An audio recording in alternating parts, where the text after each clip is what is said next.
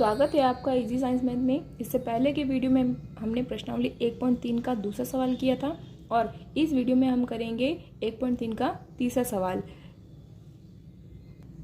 तीसरा सवाल है, व्यापक नियम का प्रयोग करते हुए निम्नलिखित गुणनफलों का आकलन कीजिए। तो पहला और जो दूसरा सवाल था उसमें हमने व्यापक नियम से और मोटे तौर पर निकटतम आकलन से हमने क्या किया था, योग और अंतर ज्ञात किया था और आकलन ज्ञात किया था। और यहाँ पर हमें क्या दिया हुआ है, गुणनफल। तो चलिए करते हैं पहला सवाल। तो पहला सवाल है 578 इंटू 161। तो हमें व्यापक विधि का प्रयोग करते हुए आकलन करना है। तो व्यापक विधि ये बोलती है कि हमें मतलब कि जितना भी जो भी अंक दिए हुए उसके अधिकतम मान तक उसको सन्निकटित करना होता है। ठीक है, तो यहाँ पर देखिए ये है 578 और ये है 161, यानी कि इनका अधिकतम मान जो है सैकड़ा तक ही है। ठीक है, कितना है इसका अधिकतम मान, सैकड़ा तक ही है। तो हम क्या करेंगे, इसको निकटतम सैकड़ा तक सन्निकटित कर देंगे। कहाँ तक करेंगे, सैकड़ा तक। यहाँ पर मैंने गलती से 1000 लिख दिया था, तो हम क्या करेंगे, इसको सैकड़ा तक या फिर 100 तक सन्निकटित करते हैं।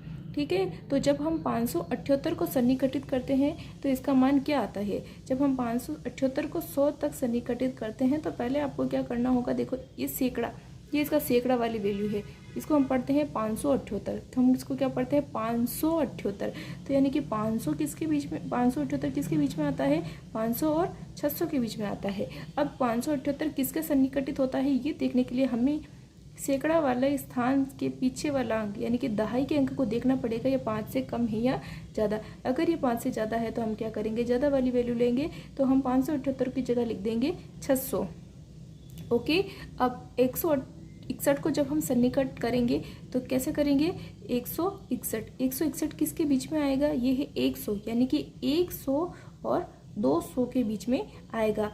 अब ये इन दोनों में से कौन सा मान हमें लेना है, इसके लिए हम इसके पीछे वाला नंबर देखेंगे जो कि 5 से ज़्यादा है। तो हम 5 से तो हम क्या करेंगे, ये ज़्यादा वाला मान लेंगे, यानी कि 161 की जगह हम क्या लिख देंगे, 200। अब हमने इनको सन्निकट मान कर दिया, लिख लिया है। अब हमें इनका गुणनफल करना है। तो अब हम 578 और 161 की जगह इनके सन्निकट मान लिखेंगे, यानी कि 600 इंटू 200 करेंगे। या जब आप 600 को 2 से गुणा करोगे, ठीक है, इस तरह से, तो आपको देखो क्या करना है। आपको मैं एक शॉर्ट तरीका बताती हूँ कि आपको इन जीरो को गुणा नहीं करना है, आपको डायरेक्ट गुणा कर लेना है 2 को 6 से, यानी कि 2 छंग 12। ठीक है, इस तरह से लिख दोगे और फिर आपको करना है कि जितने जीरो है आप उतने ज़ीरो लगा दीजिए। 1 2 3 4 जीरो है तो आप 4 जीरो लगा दीजिए। ठीक है, 1 2 3 4, इस तरह से आपका मान आ जाएगा। यानी कि आपके पास क्या आ गया है, 1,20,000। आपके पास मान आ गया है 1,20,000। इस तरह से व्यापक विधि से हम गुणनफल करके इनका आकलन कर लेंगे। आप इस सवाल का स्क्रीनशॉट ले सकते हैं और अगर आप चाहें तो पहले जीरो काउंट करके जीरो भी लगा सकते हैं, उसके बाद इस संख्या को गुणा कर सकते हैं।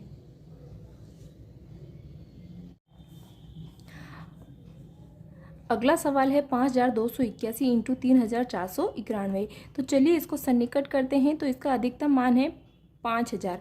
ठीक है, क्या है, 5000, यानी कि 5281 5000 और 6000 के बीच में आ सकती है। तो अब ये 5000 के बीच में आएगी या 6000 के बीच में, इसके लिए हमें क्या करना पड़ेगा कि इसके बाद वाले अंक को देखना पड़ेगा कि 5 से कम है या ज़्यादा। अगर ये 5 से कम है तो हम 5000 लेंगे और 5 से ज़्यादा है तो 6000 लेंगे। तो यहाँ पर जो 2 है, 2 5 से कम होता है, इसलिए हम 5000 लेंगे। तो 5281 की जगह हम लिख देंगे 5000। ऐसे ही हम 3491 को सन्निकटित करेंगे तो 3491 3000 और 4000 के बीच में आएगा। तो ये क्या, हम दोनों में से कौन सा मान लेंगे, इसके लिए हम पीछे वाले अंक को देखेंगे। ये 5 से कम है इसलिए हम कम वाला अंक यानी कि 3000 लेंगे। अब आपको इनको गुणा करना है, तो गुणा आप ऐसे भी कर सकते हैं। देखिए गुणा बहुत सिंपल है, इसको कैसे करना है, सिर्फ गुणा के लिए नियम लागू होता है, जोड़ और बाकी में नियम लागू नहीं होता है। देखिए गुणा करने के लिए आपको क्या करना है, जीरो जितने भी है उनको काउंट कर लीजिए। 1 2 3 4 5 6 जीरो है तो आपको 6 जीरो लगा देने हैं। 1 2 3 4 5 6। उसके बाद आपको संख्या को गुणा कर लेना है। ये 5 और 3 है तो 5 और 3 को गुणा करने पर कितना आएगा, 15। तो आप लिख देंगे 15। अब आप काउंट कर लीजिए आपका आंसर कितना आया, इकाई, दहाई, सैकड़ा, हजार, 10,000, लाख, 10 लाख, करोड़, यानी कि आपके पास उत्तर आया है 1,50,00,000। ये आपका आंसर है। ओके,